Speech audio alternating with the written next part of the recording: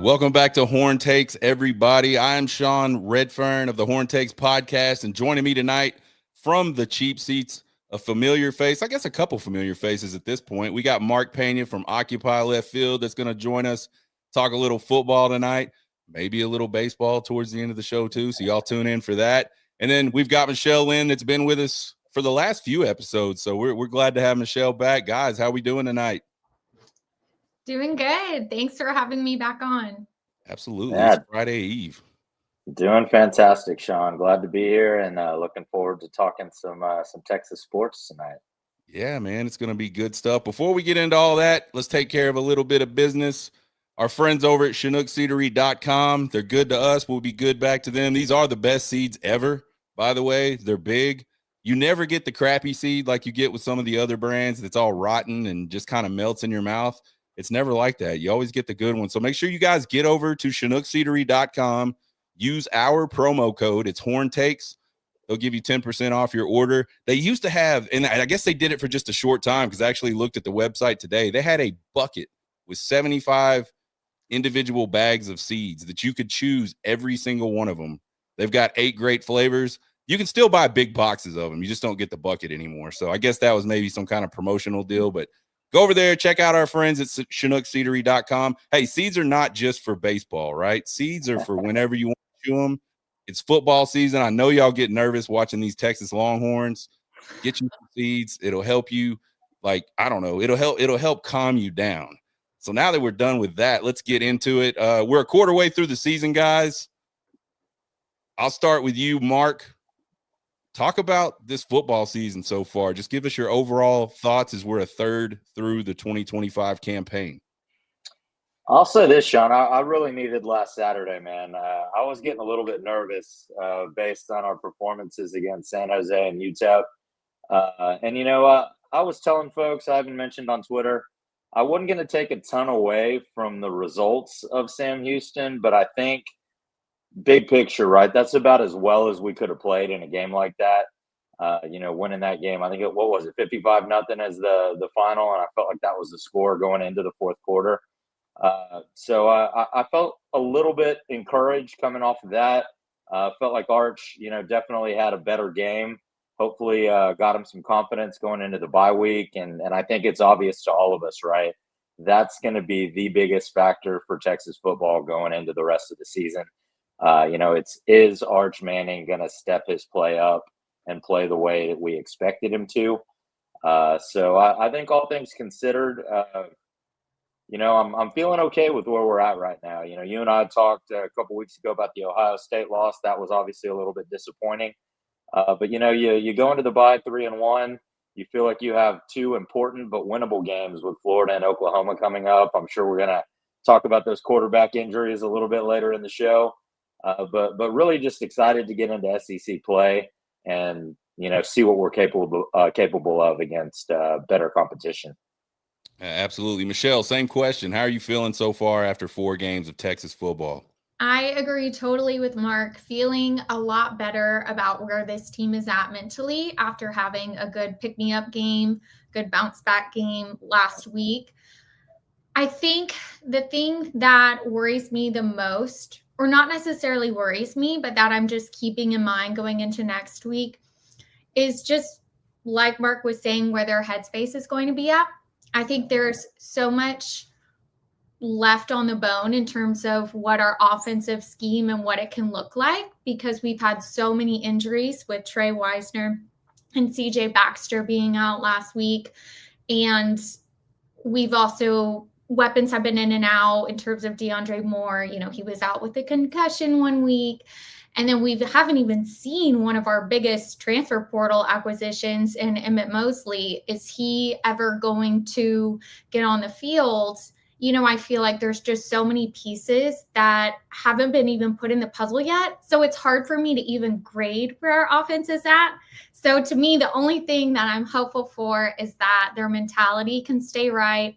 Arch Manning can stay confident, and they can just allow him to trust that his defense is going to put him in a good position where he doesn't have to wear the cape and there isn't so much pressure.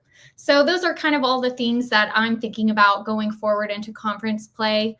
hoping that there's a few more tricks up Sark's sleeve that maybe we just didn't see. And I thought it was notable that at his media availability this week, he referred to the past 4 weeks as preseason play. So kind of take that with a grain of salt. I doubt he was viewing the Ohio State game as preseason, but the other 3, it's pretty clear where his mentality was. So I'm just so curious to see what this team looks like going forward. Yeah, it's I mean, I think most people, as we headed into this season, before we ever snapped the ball one time, there was this huge set of expectations for the offense. I think most people thought the defense was going to be really good, maybe not as good as it is. Some, like myself, I thought it might even be a little bit better. I think the only spot that I look at this defense and wonder what's going on is in the pass rush. And it's really more or less they're just not getting home. They're getting lots of pressure. They're affecting quarterbacks' throws, but we're not seeing the sack numbers like I thought we might see headed in. But I think it's there. I think there's too many talented guys in that edge room. And the other thing, we've been pretty vanilla. And Michelle, we didn't talk about this last Sunday, but I thought about it after we talked. It was really interesting to see PK kind of dial up some blitzes last week against a Sam Houston State team that they probably really didn't need to do that with. And so I kind of sit there and I wonder, I mean, I think at some point you have to start doing that because you can't just play vanilla against SEC offenses. You're going to have to change some things up. But I thought it was really interesting that they took the Sam Houston State game to really kind of put in some blitz packages. And we saw pressure from a lot of different places. We finally saw Anthony Hill spin down to an edge position. We finally saw shooting, his name's escaping me, the number 8, the kid from Trey Moore. Yeah, Trey Moore. There it is. That's why this is one of the reasons why I keep you guys here all the time, because y'all help me remember names. No, I'm just kidding. But yeah, Trey Moore, we see him spin down and put his hand down. He gets a sack in that game. So we talked a lot early before the season started about just the different pieces of this defense, especially in the front 7 and how versatile they can be. I really expect as we go into Florida to see a whole lot more of that type of stuff, because I think PK is really happy about, he saw it through 3 games. This is what our defense can do, just playing pretty straight up and not doing a whole lot of pre-snap movement and just really not even trying to confuse people. And so I think he's going to start adding more and more of those pressure packages and different looks for the offense over the next few weeks as we continue on into SEC play. From an offensive perspective, to me, it's kind of hard to judge. I mean, you saw him go up in Ohio State and you saw him struggle. Then you saw him come back home and start really slow, but then have like just an absolute dynamite 5 to 6 minute stretch where you were just like, wow, that's an explosive offense. Like, they were probably as explosive as any Texas offense has been through that 6 minute stretch. And then we saw him kind of fall back asleep again. And then against UTEP, it was just horrible. And everybody's like, oh my God, the sky is falling. And then last week, it was falling. Yeah. It was literally falling. I get it. Like it was. I was one of them. Maybe not sky is falling, but I was definitely, what the hell is this? This is not what we signed up for, type of deal. And then last week, it looks really good. Really good, really efficient. They were able to run the ball. Really, to me, Arch looked like a completely different guy last Saturday than at any point in this season, except maybe that little 5 to 6 minute stretch we talked about with forgot the name again. Doesn't matter. San Jose State. So what are we going to get when they go to Gainesville? I think for me is kind of the question offensively. And so as we talk about this team through 4, we start with the offense because that's the obvious place to start. Give us a grade. And we'll start with you, Michelle, and then we'll go to Mark. What's y'all's grade for this offense so far? Okay, so I was anticipating you asking me this question, and I'm going to cop out. I'm giving them an incomplete because we really don't know. We haven't finished all the assignments. There is not enough data to know yet what's happening.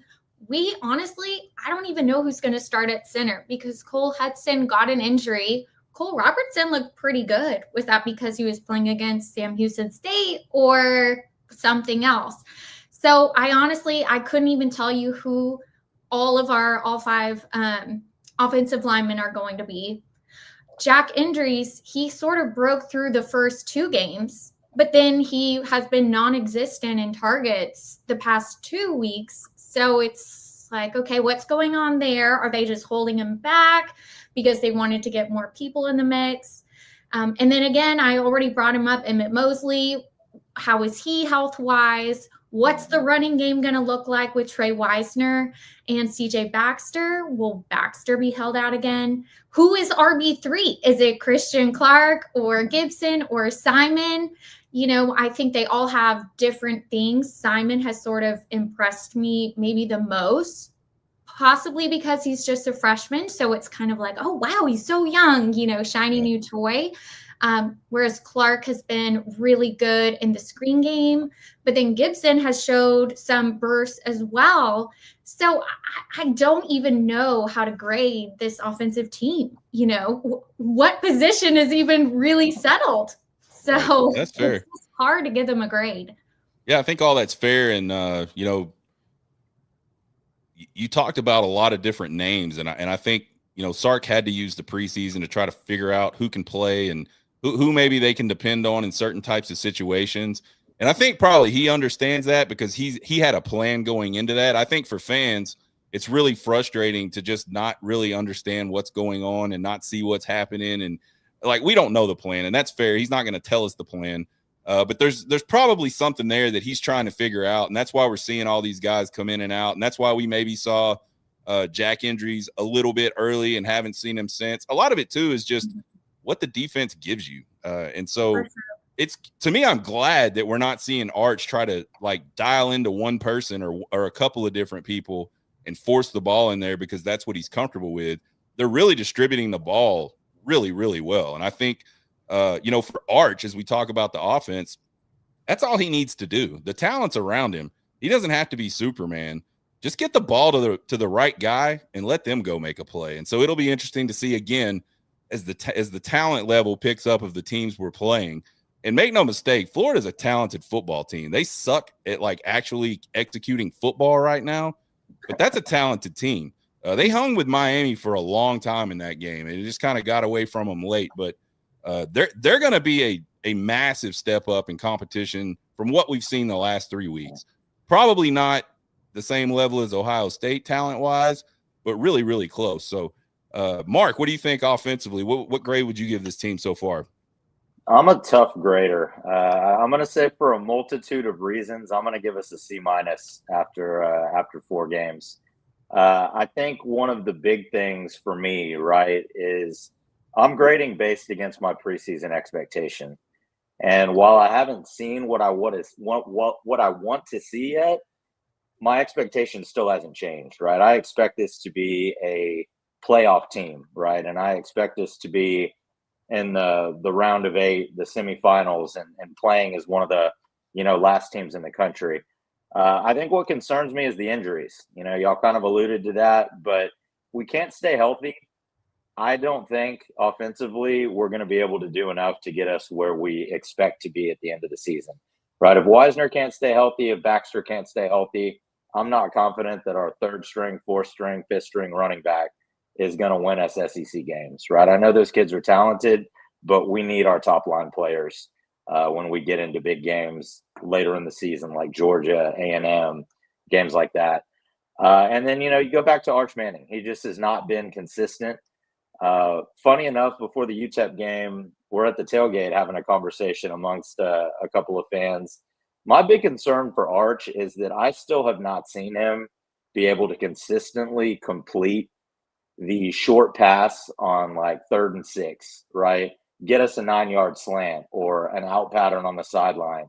I just have not seen that yet. I feel like his bread and butter is throwing bombs 40 yards downfield. And I don't think that's going to cut it when you're playing in Athens in the 4th quarter, right? Yeah. They're not going to give up a 50-yard touchdown to Wingo. You're going to have to march the ball downfield and make some throws. So I just haven't seen guys stay healthy. And, you know, I really hope Wisner and Baxter are both back for Florida. We're going to need them. And again, I just need to see more consistency from Arch. And I want to see more Colt McCoy-like throws instead of just heaving it downfield as far as you can. So C- for me right now. Yeah, I think C- is fair. If you guys are watching right now, we're talking Texas football. We're grading the offense right now. We'll jump to the defense, special teams, talk a little bit more about the team through 4. Yeah, for me, I'm a C- as well. I think it's just not consistent.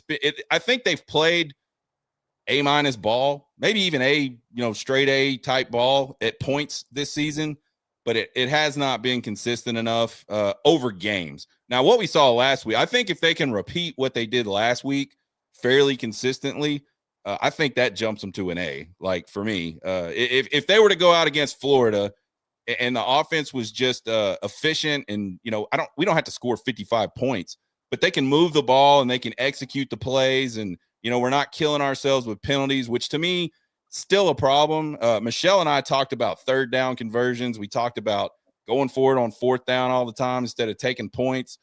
We talked about red zone efficiency a couple of shows ago. That was all great the last game against Sam Houston. And again, it was Sam Houston. So, it's hard to tell as a fan whether it was a product of the opponent you're playing, or was the team just more dialed in, and finally that practice, like Sark said, translated over to the field. We're going to find out really quick next Saturday, I think, in Gainesville, whether that's the case. And so for me, it's just too inconsistent. There's been too many injuries. I think that offensive line still trying to figure out who they are. I think the coaching staff still trying to figure out, like, what can we do well? What don't we do well? And I think maybe a little bit these last 3 games have been, hey, we know we don't do this well. Let's force feed it and see if we can get them in the groove and get them some more reps doing it. Because, we've talked about it before. I love power running. This offensive line can clearly block the gap scheme stuff like very well. They make holes when all they have to do is go, that's my guy, I'm going to go push him out of the way. But when they start running these zone techniques, which the team last year, especially down the stretch, was really, really good at. We made some big time hay, especially against Clemson in the playoffs with that outside zone. That they were really good at that. But this offensive line so far has struggled with it. People are getting through. They're not. It's a timing thing, and it's hard. I had to go from an offense in high school where it was all gap scheme to that, and that was the biggest struggle I had. Was like, this is weird to me. I'm blocking space, and I just got to figure out who's coming at me, and that's who I need to block. Like, just tell me who to block. That's who I'll go block. And so it is, and it takes time to get used to that. And so I think we're seeing that out of the offensive line. I want to see. I think the biggest thing I want to see, win, lose, or draw, 50 points or 20 points, whatever, is I want to see Arch keep having some fun. I want to see the Arch we saw last Saturday. Maybe not necessarily and I know, Mark, you love this stuff. Maybe not necessarily the stand over the top of him and chatter so long. I don't mind it a little bit, but I thought it was a little overzealous.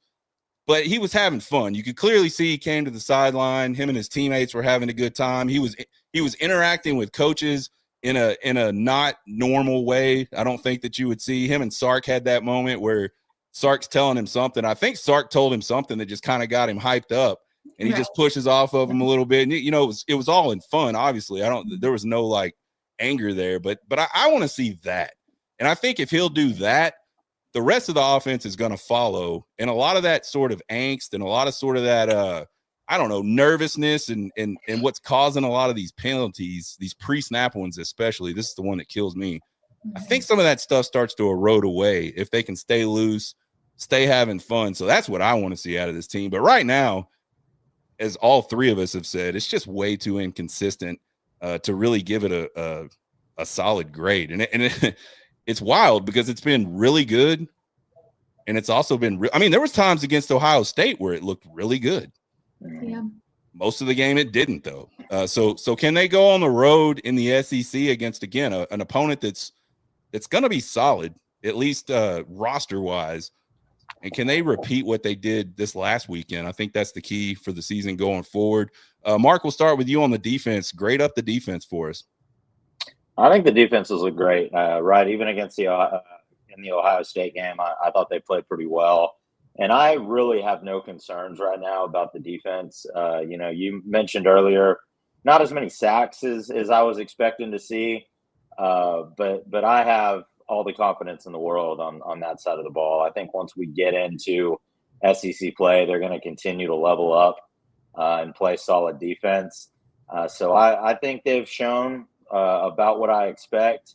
And same type of thing, right? Our top guys, big guns, are going to have to stay healthy.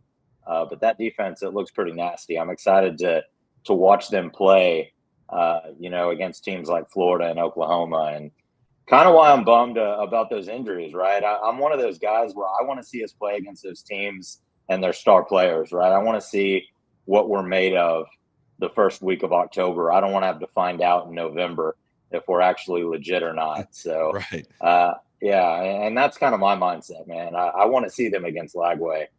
So hopefully he'll be healthy and we'll be able to prove that we're one of the top defenses in the country. Michelle, same question. What would you give the defense grade wise? So I'm going to give them an A-.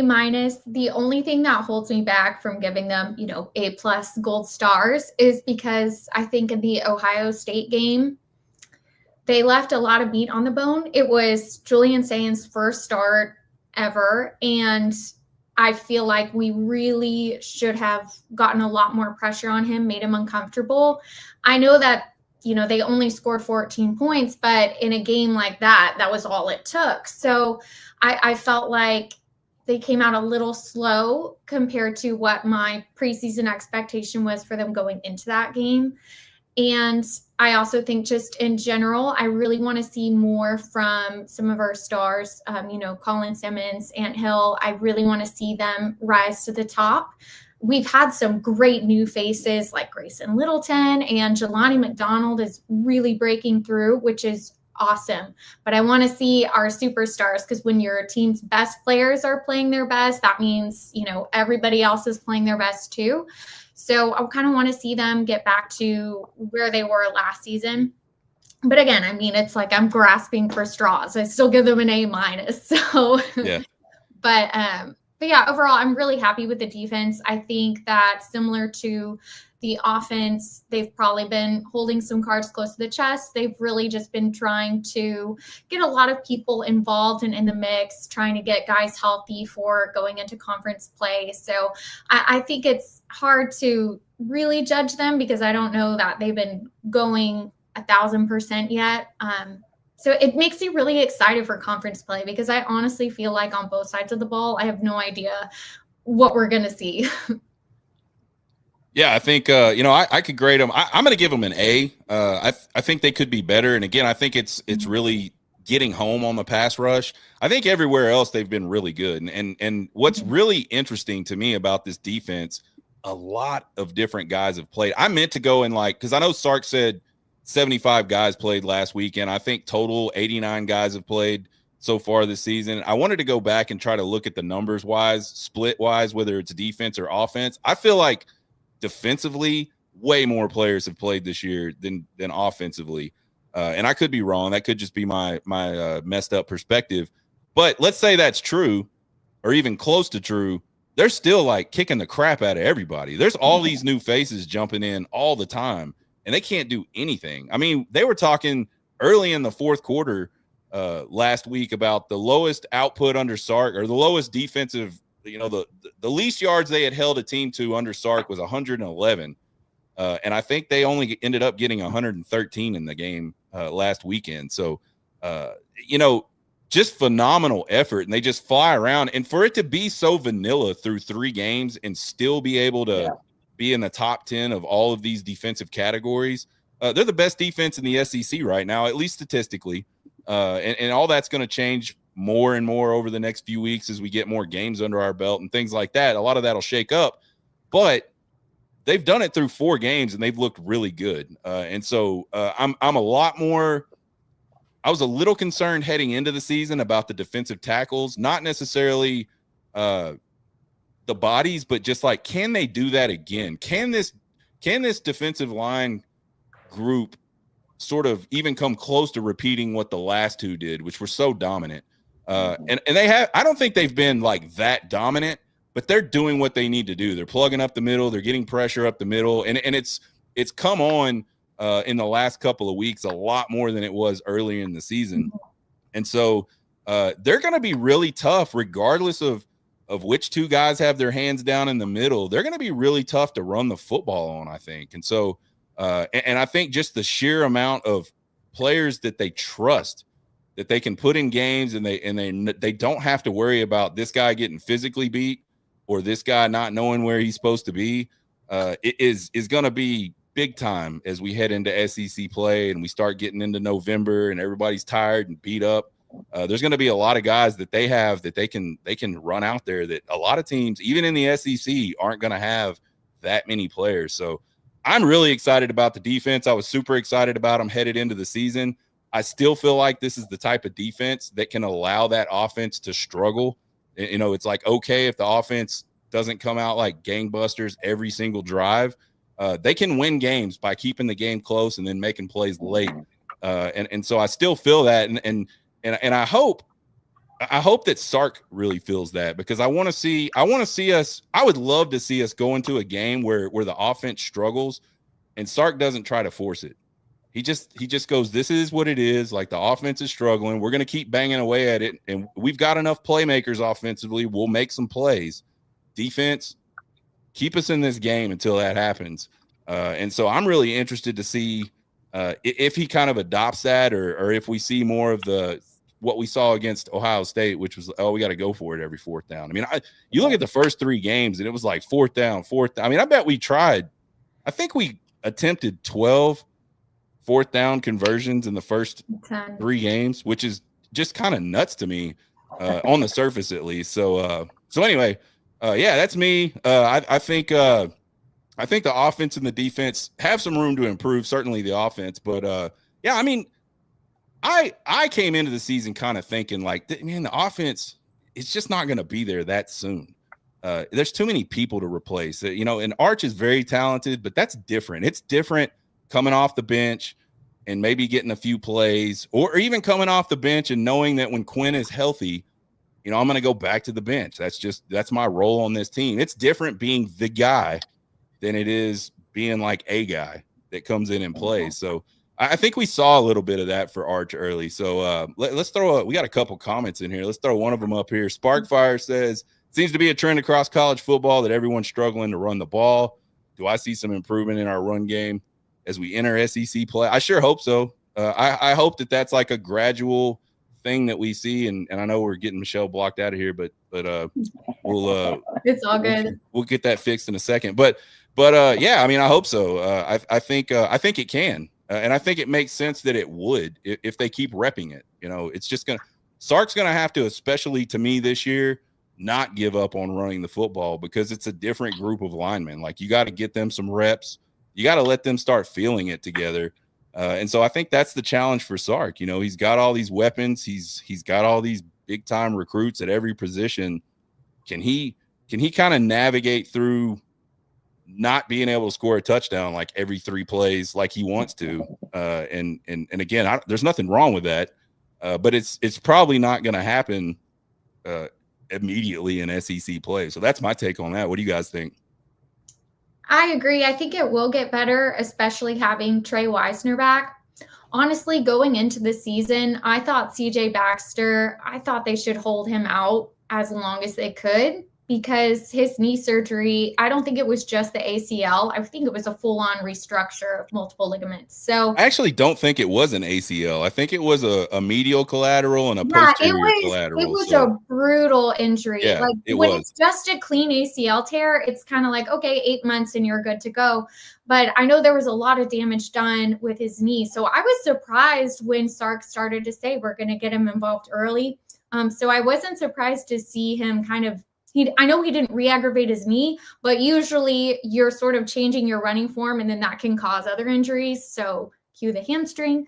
So I kind of am expecting very minimal from him, or like mentally I'm preparing for that.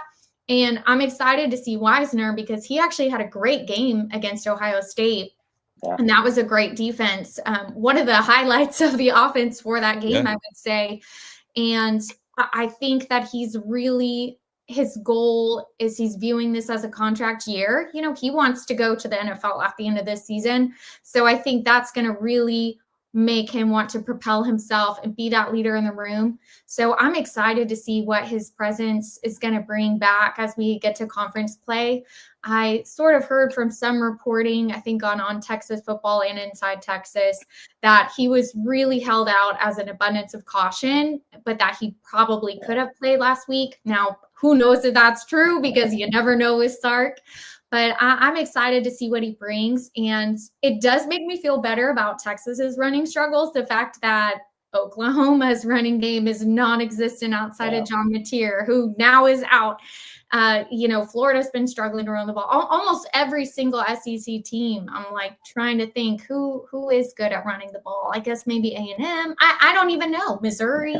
So Missouri is actually really good at running the okay, so right Missouri, now. we've got Missouri, who my cousin, she loves them. So I'm happy for her. But, other than that, it's just so wide open. And so that's why it's hard for me to be stressed out about this team, because everybody's still figuring it out.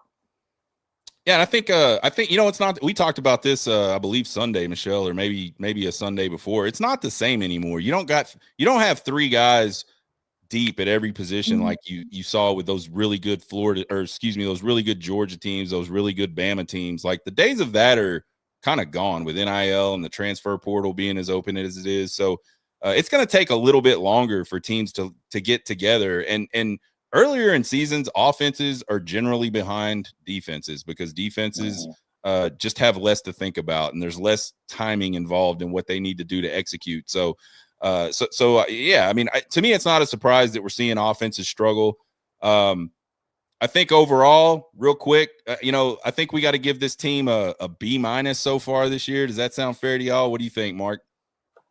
Yeah, I think when you average offense and defense, B- seems fair. I think we've at least I've been impressed by the special teams as well. I think the kicking game has looked pretty good. So yeah, I think B- is pretty fair. I like that grade. Yeah, that's a good grade. Fair enough. We got a B- for this Texas Longhorn team through 4. We'll hope they start stepping those grades up as we head into SEC play. You guys have both alluded to it, so let's talk about it now. The quarterback injury. So last year at some point, I kind of woke up and just lifted my head up and said, man, like we haven't had to play some of the starting quarterbacks. And I don't agree that it's as big a deal or as bad as like some of the people on Twitter seem to think it was. But here comes that narrative again, because DJ Lagway seen in a boot. Now I since have heard that he's fine. He just got stepped on. And one thing I will say, and this is 100% true, especially with those types of players, kind of like your marquee guys. If they say my ankle hurts a little bit, they're going in a boot, and they're going to walk around in a boot until they can evaluate that thing and make sure that there is really nothing wrong with it, and they don't need to take any further action with it. So guys go in and out of boots. I take the he's in a boot thing with a complete grain of salt, because like it's just going to happen. Let one of our guys tweak an ankle, that dude's going to be standing on the sideline in a boot. If he's not playing anymore. So it looks like maybe DJ Lagway, and he practiced, I believe, on Monday, or Tuesday, whatever it was. So I think the DJ Lagway, unless they're really trying to put up a smoke screen, I think we can say he's probably going to play against Texas. But the John Mateer news, pretty big, just in college football in general to me, because he was a guy that a lot of people thought was the favorite for the point in the season. He was a guy that really was the life of that offense so far. And I watched him. Who did I watch him against? I watched him against Michigan a lot, and then against Auburn, and I was really impressed. I'm not like, I don't know if he's a Heisman guy when the season ends, even if he doesn't get hurt, because again, it's going to look a lot different to him in the next few weeks than it looked in those first few weeks. Even playing Michigan, I just don't think they're that great of a football team. But he's really impressive. You can tell he's a playmaker, and he has a lot of. To me, he has a lot of that kind of Baker Mayfield in him, where he's just kind of scrappy and makes plays. So it's going to be crazy watching the Twitter conversations for the next few weeks as we lead up to Red River Shootout, because he just had surgery, I believe today, and it's on his throwing hand. And you sit there and you go, is there any way this guy can actually play in 2 weeks or 3 weeks? The doctor said 15 days to 21 days is what they think. At least that's what I saw on Twitter. And I take all that with a grain of salt. Mm-hmm. So the question I think is like, is Texas getting lucky not having to play starting quarterbacks? And I'll drop it to you, Michelle, and you talk about it. So Texas has been without their starting quarterback every single season, I think, for the past 10 years. It's just part of the game. I don't necessarily consider it luck. It's just how the schedule has fallen. And Marcel Reed is who we played for A&M. Well, he's their starter now. Are we considering that? There's a couple, you know? There's a couple on that list that people are calling backups that weren't backups when we played them. They were the starter because the starter was benched. Right. I'm like, what are you talking about? Yeah. So I think it's just part of the game. And I really hope that DJ Lagway and Mateer play. Like, none of us are over here being like, oh, I hope we don't play their starters. Right. We love our defense. I think they can line up against anyone. And so I hope that these guys get healthy and play because, I mean, Texas fans know how much it sucks when your starter goes down. So to me, I just kind of roll my eyes and I'm like, what are we supposed to do? Forfeit the game or give it up, like taking it because y'all got hurt. Yeah, I agree. I think it's crazy that, I mean, I get it. I get like talking about it a little bit, but it's funny. It's funny the faces that are talking about it and how that it's like one thing after the other. It's like, oh, the schedule's easy, and then it's it's this, and then like Luch from Texags has been like 50,000. He's got a list like 60,000 points long that he's about 15,000 points the way through at this point. And it's just funny to me. Mark, give us your thoughts. I hate it. I'll be honest with you, man. I personally feel like teams that think they're 7-5 get excited when their opponents lose star players, and teams that are 10-2, 11-1, they want to play against the best, right? And that's kind of the way that I view it. And, coming from a fan perspective as well, especially when you talk about Texas OU, right? The tickets that I'm going to buy to that game aren't going to get any cheaper because Oklahoma's playing their backup quarterback. Exactly. Right. I'm buying 3 tickets to that game. That's probably going to cost me $3,000.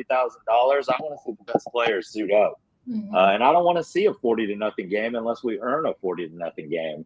Right. So I really hate it. But Michelle makes a good point, right? Everybody goes through quarterback injuries. But I'm also of the mindset that I want to know what my team's made of as early as possible. Right. And I don't want to go through the middle of the season skating by, playing backups. I want to beat Florida with their starting quarterback. I want to beat Oklahoma with their starting quarterback. And I want to have confidence as a fan when we get to November and December that we're a legitimate threat to do something big at the end of the season. So, again, I hope Lagway plays next week. I don't think it's realistic that we're going to see Mateer play. And I'm super bummed out about that, to be honest with you. Yeah, I think, I haven't seen anybody, I haven't seen a Texas fan that said, this is awesome, Mateer's not playing. Mm-hmm. I think the sentiment has really been, this kind of sucks because I feel like we're all kind of getting robbed. Red River, such a fun game to go to. It's always fun, win or lose to me, and I've been to a lot of them, and it's fun either way, but it's really fun when you get to see all the players, all the stars battle it out on that field, in that stadium, in the middle of the state fair. There's just something different about it to me. And I kind of feel like if Mateer, for whatever reason, can't come back, which again, I'm with you, Mark. I know what his doctor said. That seems wild to me. Like the incision, and it's probably not a big one. They can do crazy things with incisions and robotics and things these days. And I'm sure that's what he used, but still, it's an incision.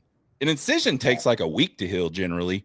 And then you've got all that bone that's got to heal. I mean, he's got to get it flexible because it's going to stiffen up, while he's sitting there with it. I would be super surprised. And I hope he does. And I said this about Jace, what's his name last year from the baseball team when that dude went and got surgery and came back the next day and was hitting singles in the freaking tournament.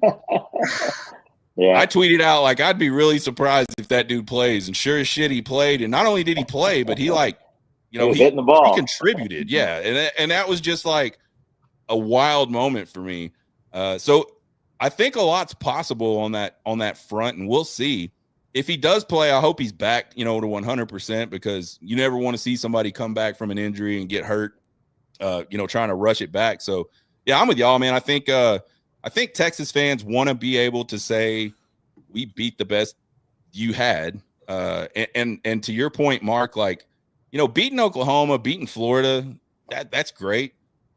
But I want to know, did we really beat Florida? Did we really beat Oklahoma? Because to me, it doesn't matter if you beat a team that's crutching in.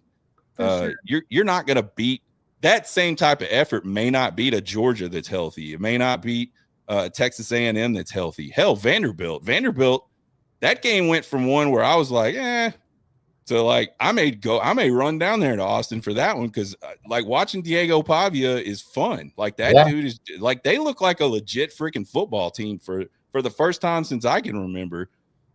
So it'll be interesting to see how that team continues to do. So there's a lot of landmines on this Texas schedule and anybody's schedule in the SEC. Mm-hmm. So yeah, I think the injuries suck.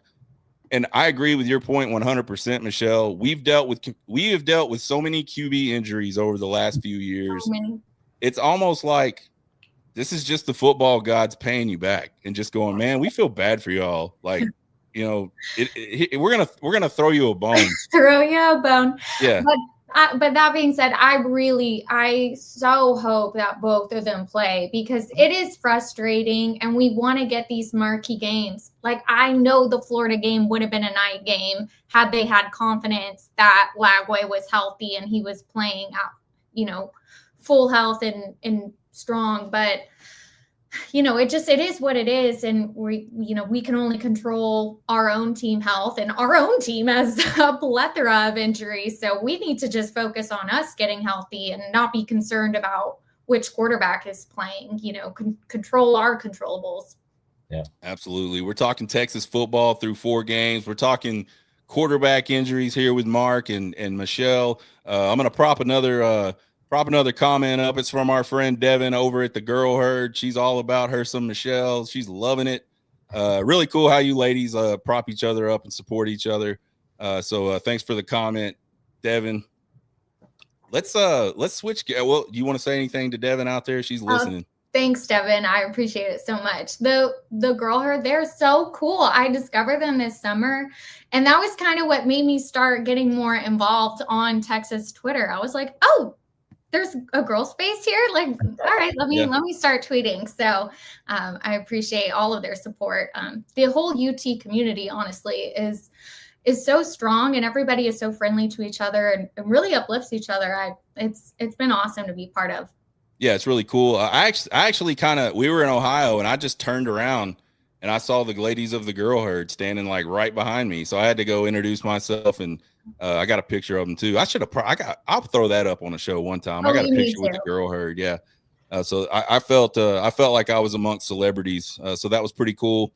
But yeah, good time. And you're right. A lot of the Texas folks are really good. Let's switch gears a little bit from just Texas, and let's talk a little bit about some of this AP poll nonsense we've seen so far. It's kind of been ridiculous. And I got to admit, I have always been like, I don't even care about the polls. And I really don't still. Like, I don't care where Texas is at on the poll. They're in a position that if they win a bunch of their games, they're going to be in a really good spot. And there's a lot of teams in the SEC and the Big Ten that if they win the right games, they're going to be in a really good spot going forward. Even some of the ACC teams, I think, are in that. So there's some lower level ACC teams that have an opportunity to play some ranked teams. If they can win those games, they put themselves into position to maybe get into the playoffs. So I think, to me, the polls just, I don't care. Like, even when you talk about seeding or where they end up in the playoff, like, you just go win your games, Yeah, there's easier roads, and especially with 12 teams, there's going to be easier roads. We saw that last year, but you still got to go win the game. So just go win the games. If you're a national champion, you'll figure out a way to go win the games. That's what Ohio State did last year. They limped into the playoff, and then they absolutely kicked the shit out of everybody in the playoffs. And they beat everybody by double digits. And as far as I know, that's not happened in the playoff ever. Maybe I'm wrong on that, but certainly in the 14 playoff, and you won't, or the 12 team playoff, and you probably won't see that again for a while. That's how dominant that team was. our game was clearly closer than the other ones. It just got away from us late, but it still counts. They beat us by 14 points. So get to the playoffs and get it done. But this year has been so absurd with the AP poll. And I think it's because I've paid more attention to Twitter. It may have been like this in other years, but what the hell is going on with the AP voters? Like, did they just draw names out of a hat and say, hey, you get to be an AP voter now? Tell me. Give us some examples about what you think is off about it. I'm curious. Oh, so a few weeks ago, this AP as well. Yeah, a few weeks ago, this AP voter jumps Florida up 2 spots in her poll after they just got beat by an unranked team at home. Yeah. And to make it worse, like people, it's all public, right? So people start going, hey, who is this person? What makes her qualified to have a poll, right? Like, so they start digging into all that, and then they start looking at actually how she voted. Yeah. And then so she felt the need to do a defense video, and her video was terrible. Bad. She's a high lawyer. I have a process, but I'm not going to talk about it. And by the way, this is not a man-woman thing to me at all. And I think ultimately she may know a great deal about sports, but she's a beat writer for a team. She does not watch 60 games a week. And if you're a beat writer for a team, I almost say you shouldn't have a vote in a poll because you can't keep up with all the other games. You might look at SportsCenter. I know for a fact that the people at Horns 24/7 for a 7:00 game, they're at the stadium at noon. And a lot of them don't leave until after midnight because they'll sit up in the press box and type up their articles and stuff like that. So these guys are spending their Saturdays on their beat. They're not watching other games. They don't know what's going on. And so it may not be 100% her fault that she just didn't know, but I think there's a lot of them in the AP that have votes that don't know, and they're deciding this shit. Yeah. Thoughts? No, I agree with that. And I think, going back to this past weekend, there was a lot of outrage from Texas fans about us dropping a couple spots in the poll and, falling behind. Well, we fell behind A&M, right? And people were pissed about that. It's too early in the season, right? I don't care where we're ranked right now. And going back to me being a tough grader, I think we're ranked too high. I don't think we've looked like the 10th best team in the country. I truly feel like the way that we played against San Jose and UTEP, I can't justify us being ranked ahead of any undefeated power conference team, right? I'm like, we're going to have to earn a top 10 ranking. I think if I had an AP vote, I might put us around 15, to be honest with you. I just don't think we've looked great for long stretches, and I need to see more from Texas before I'm going to be arguing that we're not ranked high enough. That's fair. Michelle, what are your thoughts? I totally agree. And 15 is where I have us as well. I think we're right in the middle of the pack in terms of where we're performing present day. I kind of didn't understand how they're moving things around. But again, it's another thing that I just roll my eyes and move along because I know the only poll that matters is the playoff poll that comes out not so weeks away. So for this, it's kind of more so just it's employment paychecks for people in the media to have things to talk about. They got to stay in business. So they got to release these polls. If that means they need to have somebody on who they know isn't checking the scoreboard of the Florida game to create more clicks, it's, all right, all good. But call me in November when they release the first playoff poll. I think that's when they normally start doing those. Otherwise, I think it's interesting. I'm not to get ahead of the games this weekend, but I'm really excited to see Georgia and Alabama because in week 1, everybody thought Alabama was the worst team in the world. Yeah. Turns out Florida State is just really freaking good. Yeah. So, I can't wait to see how Alabama plays against Georgia because Florida State, they definitely are a top 10 team right now. So it's just always so interesting to see how it starts shaking out after the first sort of quarter of the season because it's already so different than it was to start the year. Yeah, I think the other thing that's kind of interesting now from what we saw several years ago with the AP poll is teams didn't move around a lot. Like if you were ranked number one, you could look like crap and you were going to stay number one. And I think it's because those polls felt the weight of their polls really feeding right into that BCS system. And they knew if they moved people around like that it really affected, it could end up affecting, what that final two teams were that got into the national championship game. You don't have that anymore. So like a lot of college football fans' tolerances are getting pushed right now. And I think these polls are one of them. These people that are even if they are paying attention, they're going, man, they just did not look good. Like, and this team looked really awesome. And I know they're 5 spots below them, but I'm going to move them up over them because I think if they played today or played next weekend, they would get beat. And I think that's why you're seeing some of these big moves. The one that, and I don't care. Again, I've gone on record thousands of times on this show and said I do not care about the polls, especially this early in the season. But the one I cannot figure is how a team wins 55-0 and gets jumped by a team that did not play. That's the one that I'm like, how does that work? How do you not play, but you're somehow better than a team that was ahead of you last week after they've just beat somebody 55-0? So to me, that's like total nonsense. And I don't even care that it's A&M. It could have been anybody, and I would say the same exact thing. Like I don't even know I don't even know a logical way that you could come to that conclusion. So it makes me I hate when people do things and don't do things like the best they can do it. That's like a bugaboo with me. And I feel like it's just willy-nilly right now. Like people are just kind of, it's almost like they're closing their eyes and just deciding or letting a computer decide for them. This is where people are going to be ranked. And I just think it's really weird. So yeah, but there was a whole lot of Twitter conversation over the weekend about the polls and all that. So I figured we'd touch on it a little bit. And we did. Go ahead, Michelle. Here's what I think happened with A&M passing us. I think last week people probably thought, oh yeah, this guy's going to have UT ranked here, so they'll drop. But we didn't. It's like everybody assumed everyone else was going to put us in a different spot. And so then this was reason why they were like, oh, well, we got to make sure we put A&M ahead of them because even though they won 55-0. So it was like they were overcorrecting from their previous poll. But again, who knows what's going into these? Yeah, who knows what's in these people's minds? I don't know the strategy, but again, I'm like, call me in November.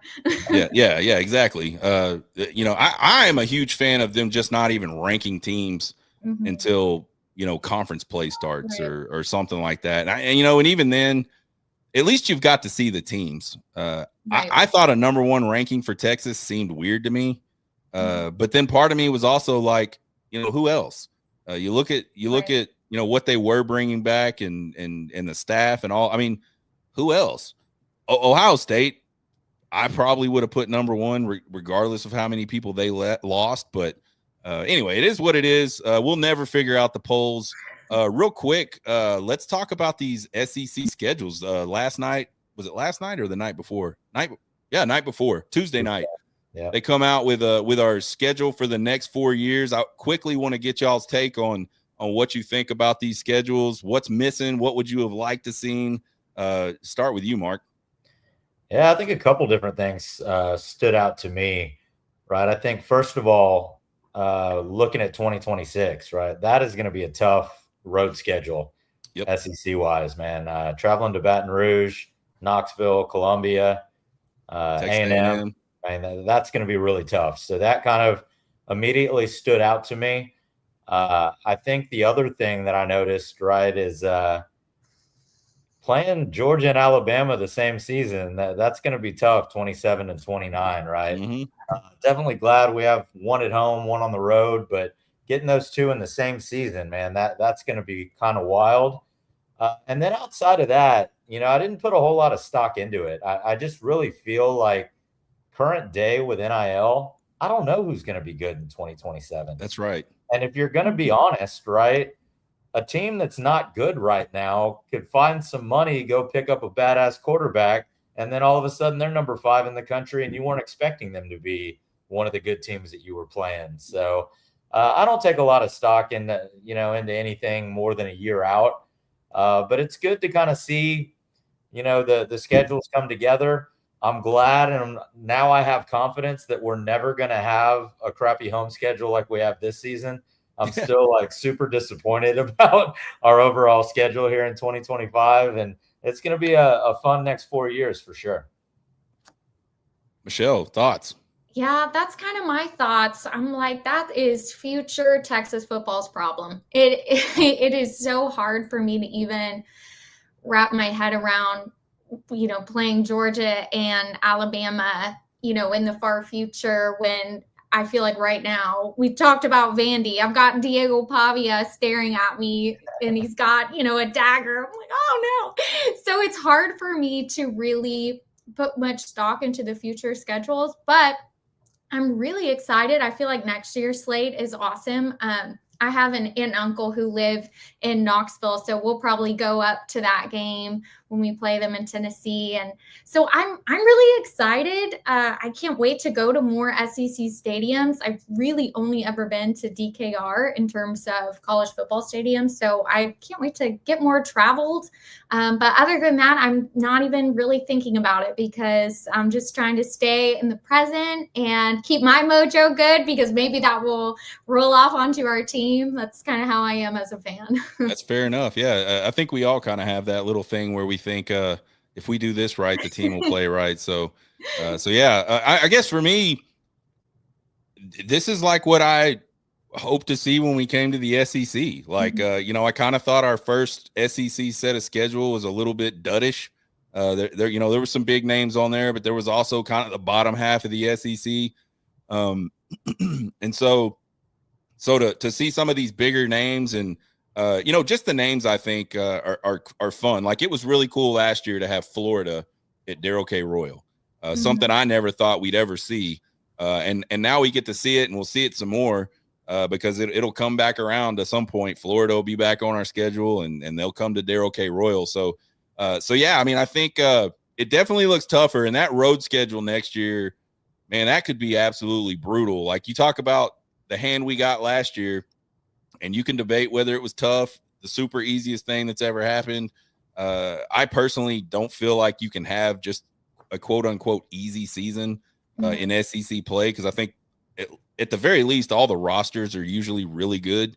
But man, going to Knoxville, going to Texas A&M, going to LSU, wild. And even, I mean, I don't name Missouri, but right now they look pretty good. And at times last year they looked pretty good. So it's certainly a program that's recruiting well and bringing in guys that could help them be very good. So yeah, it'll be fun to say. What's really interesting, and we don't talk about this probably when we're looking at this SEC schedule.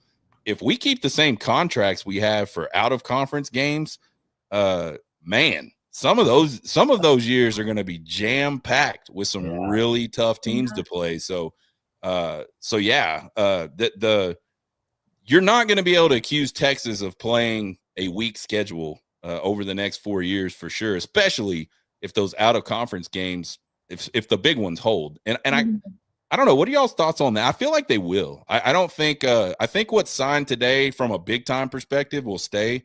And they're going to have to bump one of those, lower level teams off the schedule if they've made those deals yet. So, and generally those are easy. Hey, you want to come play us the second week of September? Yep. Okay. Here's $2 million.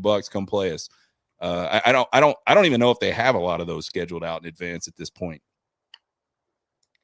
Yeah, I kind of want to see what other teams are going to be doing in terms of their out of conference, right? And I like having a marquee out of conference game, but I think when you're playing in the SEC, I only want to be doing that if the other top tier teams in the SEC are doing it as well, right? Because I don't want that to be the reason why we might miss a playoff one year, right? Because we took an out of conference loss to a top 5 team and nobody else played a good team. So it's a lot of risk, but it's also a very fun thing. And I think that's, kind of what Texas likes to do is play the best teams out there. And I love the fact that we have Ohio State, Michigan, Notre Dame lined up. Those are going to be some fun games to play in the coming years.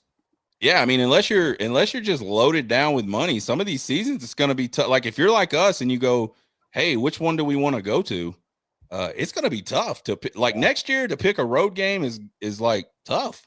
Yeah. 100% tough. So yeah, fun times in the SEC. I think they did a pretty good job. It's never going to be perfect. There's 16 teams. Everybody's out there complaining about something with their schedule. Oh, we got to go back to Texas, or why are we playing these two? It's dude, just shut up and play, man. You're in the best conference. Deal with it. Eventually you'll get a good hand. One last thing before we get out of here tonight. Thanks guys again for being with us. Thanks guys that have jumped in the chat. Oh, hold up. We got one more comment. Let's see what, we got Sparkfire saying, looking forward to Tennessee and LSU. Yeah. I agree. Those are going to be really fun road games for sure. We got baseball this weekend, Mark. Ooh. Talk to us about what's going on, what time, where, all that good stuff and we ain't got a football game. So if you're in the Austin area, the damn Dell Diamond should be packed with Texas fans to watch that fall ball game against Texas Tech. Talk to us about it, Mark. I'm definitely hoping that it is, and I'm glad that fall ball is back. Last year we didn't have any competitive games that were open to the public, and that was kind of disappointing, but I get it with it being Schlossnagel's first year. But to play teams like Texas Tech, next Friday we play a home game against Lamar, so 2 opportunities to see Texas play in the next week. I think it's going to be great, man. Just a good opportunity for the fans. I'm really excited to see all of the returning talent that we have back. Then you're aware, Sean, we have a lot of new faces, right, that we brought in NIL-wise.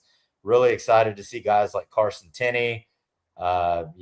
Just all of the guys that we have coming in, right, are going to be fun to watch. And to play a team like Texas Tech, right, that we don't get to play anymore during the regular season on a normal cadence is going to be really fun. So I love that teams are doing this now. I do think that every team should be playing fall ball games, allowing fans to come and take in the festivities. So if anybody's planning to go out to Dell Diamond, we are having an Occupy Left Field tailgate out there in the parking lot starting about 11 o'clock. First pitch is 1 o'clock. And I think they're playing some insane amount of innings. Yeah, 12 innings. So 12 or 14. Yeah. Yeah. I'll be there for 9, and then I'm going to go watch some college football. So. There you go. So if you want to meet Mark, get there early. Exactly. We'll have plenty of good food and good beer, and hoping there's a lot of orange in the stands for that scrimmage on Saturday. I think there will be because, listen, I imagine most fall ball type games are probably, kind of laid back, more scrimmage like, and that's how this one's laid out. We used to do the same thing with our son in high school.